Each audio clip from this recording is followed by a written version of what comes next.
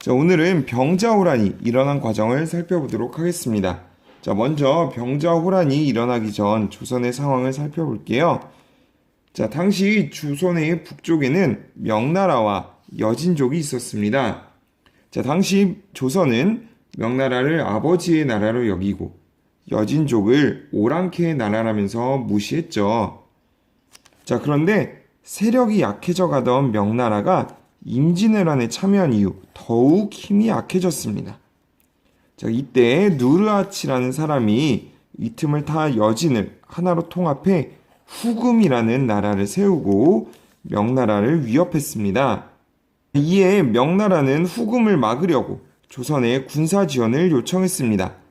자, 명나라가 임진왜란 때 조선을 도와줬으니까 조선도 이번에 명나라를 도와줘야 된다라는 이야기를 했겠죠. 자, 조정의 신하들은 과거 임진왜란 때 조선에 지원병을 보내준 명나라의 은혜에 보답해야 된다면서 목소리를 높였습니다. 하지만 당시 왕이었던 광해군은 쉽게 명의 지원 요청을 받아들일 수가 없었어요. 왜냐하면 당시 명나라는 세력이 점점 약해지고 있는 지는 해였고, 자, 후금은 새롭게 강대국으로 성장하는 뜨는 해였기 때문에 우리가 만약에 후금의 심기를 건드린다면 그건 위험할 수 있다라고 판단을 한 것이죠. 그래서 우리 병사들을 보내서 명나라를 돕게 하는 건 농부를 호랑이 굴에 들여보내는 것이다. 그리고 소중한 우리 병사들을 죽음으로 내몰 수 없다라고 얘기를 했죠.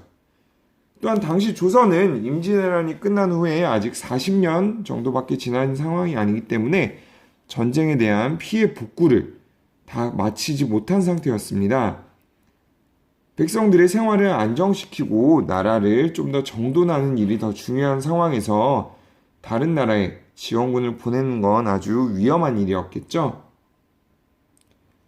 그래서 광해군은 한 나라에 치우치지 않고 각 나라에 같은 중요도를 두는 어느 누구의 편도 들지 않는 신중한 중립 외교를 펼치면서 전쟁에 휘말리지 않으려고 했습니다. 하지만 대부분의 신하들이 의리로 보면 명나라는 우리에게 부모의 나라이다. 임진왜란 때의 은혜를 입은 처지에 자식으로서 부모의 부탁을 거부할 수 없다. 하루빨리 명나라에 구원병을 보내서 조그마한 힘이라도 보태야 한다. 라고 주장을 했고요. 명나라도 계속해서 요청을 했기 때문에 광해군은 어쩔 수 없이 군대를 보내야 했습니다. 그래서 보시면 명이 임진왜란 때 우리를 도와줬기 때문에 군사를 보내지만 상황을 잘 판단해 행동하라고 이야기를 하고 있습니다.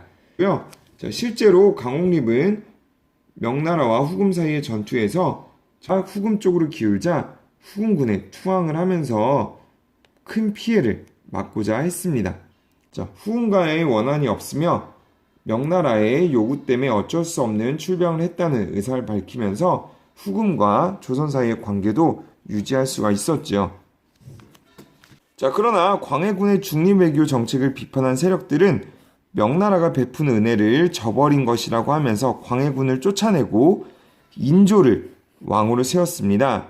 이를 인조반정이라고 하는데요. 인조반정 이후에 명나라를 가까이하고 후금을 멀리하는 친명배금이라는 정책을 내세웠습니다. 자, 명나라와 전쟁 중이었던 후금은 명나라를 돕는 조선을 굴복시키고자 조선에 쳐들어왔습니다. 조선의 관군과 의병이 후금에 맞서 싸웠으나 전쟁에 패했고 조선과 후금이 형제관계를 맺는다는 조건으로 전쟁이 끝났는데요. 이를 정묘호란이라고 합니다.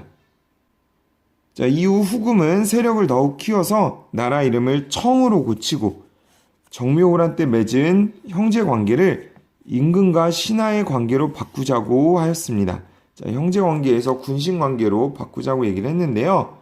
조선에서는 청의 요구를 거절하고 싸워서 물리쳐야 한다는 의견과 외교적인 노력으로 문제를 해결해야 한다는 의견이 대립했습니다. 자, 싸워서 물리쳐야 한다는 의견은 청나라는 오랑캐 나라이기 때문에 그런 나라의 편에 설 수 없다. 청나라를 배척해야 한다라고 주장을 했고요.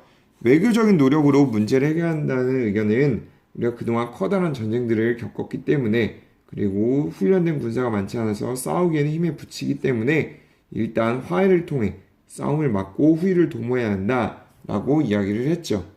결국 무력으로 싸워 물리쳐야 한다는 의견을 받아들인 조선이 청의 요구를 거절하자 청은 조선을 다시 침입했습니다.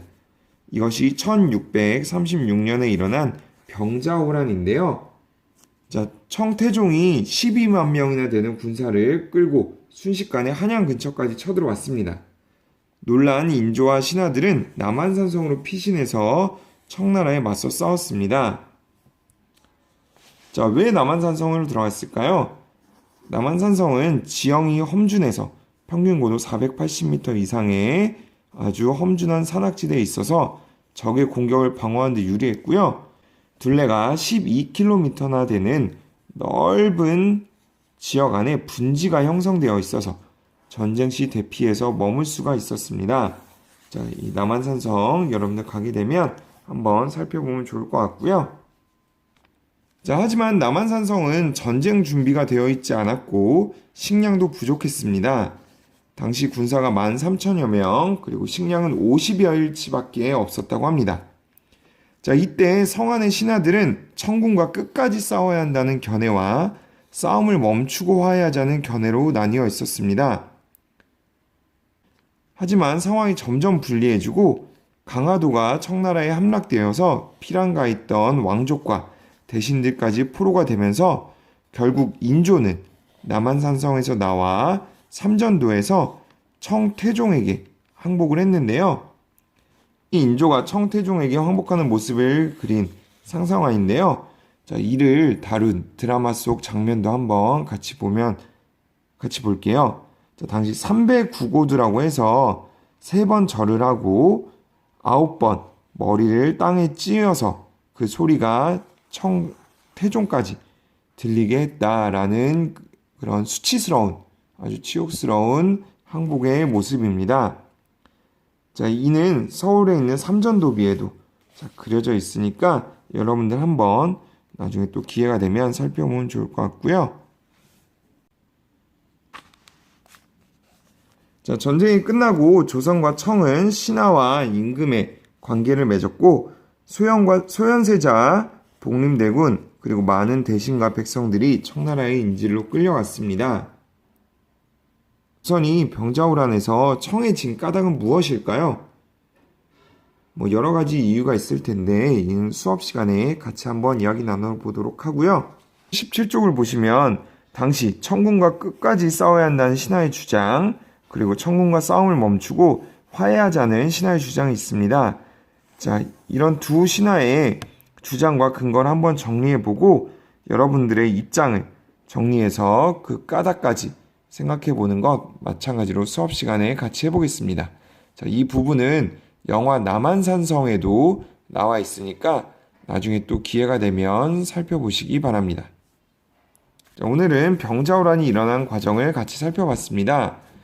자, 여러분이 만약에 당시의 신하였다면 청과 끝까지 싸워야 한다고 주장했을 것 같은지, 아니면 싸움을 멈추고 화해하자는 주장을 했을 것 같은지 여러분만의 역사적 상상력을 발휘해서 생각을 정리해보면 아주 좋을 것 같습니다.